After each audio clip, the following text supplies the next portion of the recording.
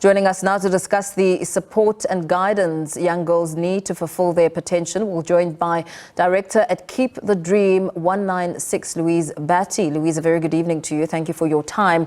As the South African government continues to celebrate babies born on Christmas Day, it has once again raised concerns about the scourge of teenage pregnancy in the country. It's a deeply concerning trend. How do we begin to make sense of some of the driving factors? Good evening and thank you. I think for starters, we need to stop blaming. It's very difficult for children to make adult decisions in adult situations. And it needs to be looked at from a multifaceted perspective. Children exist in families. Children exist in communities. At Keep the Dream, one of the issues that we ran a focus group on was, why are kids getting pregnant? Why are girls getting pregnant? And a lot of what came out was, we're bored.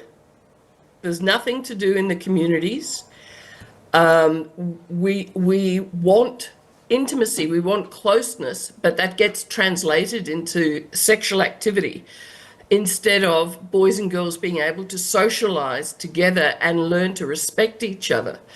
The foundation is very, very difficult and different in these communities, in this country. It's a throwback where parents weren't as involved in the children's lives. They need to be mentored. They need to be established as young people before they become sexual beings. And children just are not being able to, they are just not given the skills to be able to navigate adult decisions in adult situations and circumstances. The self-value, the self-worth needs to be adjusted and changed. The idea of having a future and a hope and working towards that and making intellectual decision as to whether a child is part of that dream needs to be concretized in children's lives. I also think that without the support of Department of Health, where the kids are informed and they want to be responsible and they go to clinics for prevention, they get chased away. It's a compilation and combination of difficult issues that need to be addressed structurally, relationally, emotionally, and in the education department. What about, Louise, what about the complexities of teenage pregnancies as families are sometimes involved in some of these cases, turning a blind eye for financial benefit or situations where parents simply don't know how to start this conversation? They're too scared to talk to their children about sexual reproductive health. What needs to happen in that kind of environment? Who comes in to assist? Well, that's a very good question. It's a very difficult question. Yeah. We do a lot of training with parents, particularly around journey of life, and actually sitting and speaking to your children. The concept of, I feed my kids, I put clothes on their back, I send them to school, what more should I do? When parenthood is a lot more than that. It's about walking this journey with your child into adulthood, where that hasn't been modeled for a majority of people in this country. It just hasn't. So the expectation is I provide food, I provide clothes, I provide a home, and I send my kid to school. Actually sitting and talking to your child and listening to them and hearing what they have to say and what their issues are, what their concerns are. Children need to know that they're loved, that they're valued, and that they exist within a family and they belong. And if the kids aren't picking it up from the family, they're going to look elsewhere. And that is part of what's happening. So Keep the Dream, we work very hard at working with the parents and helping them to parent. It's never too late to talk to your child. And simple conversations, like, how was your day at school? How did it go? What happened at school? How was the teachers? What homework have you got? Okay, you said you're going out. Where are you going? Showing an interest, showing up. being part of what it is that your children are doing. And it's not a matter of keeping micromanaging your children. It's a matter of developing a relationship. And if your kids will talk to you, then they'll talk to you about a series of different things, about the pressures at school, about their peers having sex, about their peers getting pregnant, about what is happening in their world and what are the pressures that they're facing. So a lot of it can be addressed through the family home, through adults taking time and spending precious time with the children, listening, asking questions, being a part of their life, and not just doing for them. As you and I speak, Louise, a 13-year-old has given birth to a baby. What would you say is the impact of early childbearing, and how can young girls be better guided, supported, protected in order to reach their full potential? It needs to be a holistic approach. Department of Education, Social Development and Health working together, plus parents. Now, a 13-year-old, the effects on a body, it's a child having a child. Emotionally, physically, mentally, they're not prepared for what is going to happen to their body.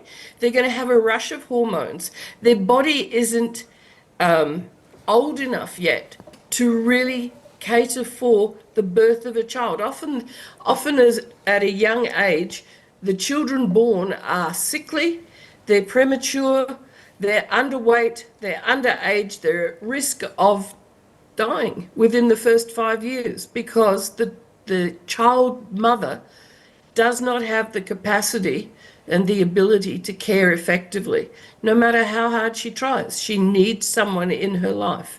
But the child is already born with serious issues that the child has to confront and face and live through before they're even 6 months old. Yeah. It needs to be a situation where at the moment it's not a taboo to have sex out of marriage. By bringing back values and beliefs and a system of support and management for kids for prevention, but also without victimizing the child, which often happens in schools, sadly still, victimizing the child for being pregnant.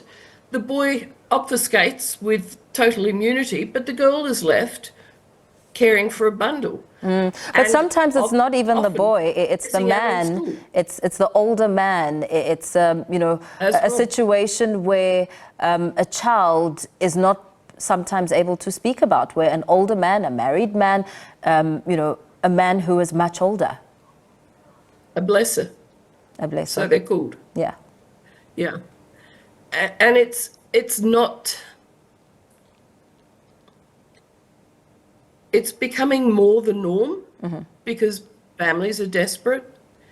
Children are wanting that love and attention. And how do you change a culture?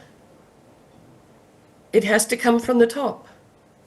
The last thing you need is someone like me coming and saying, you can't be doing this. It has to be an internal value system, which is taught down the family line, which is reinforced through government campaigns and through positive peer support and pressure to remain faithful to your dream, faithful to your vision for your future. And it's a very difficult. Very lastly, Louise, issue. I mean, what we're touching on there is statutory rape, which is a crime, a criminal offence. And as you speak about the importance of parents, guardians having conversations with their teenagers, asking about how their day was, asking about how school's going, we're not really getting to the part about sexual reproductive health. How does the conversation begin that, makes it easier for parents, guardians to have this conversation and assert these young people so that they make better decisions and keep the dream?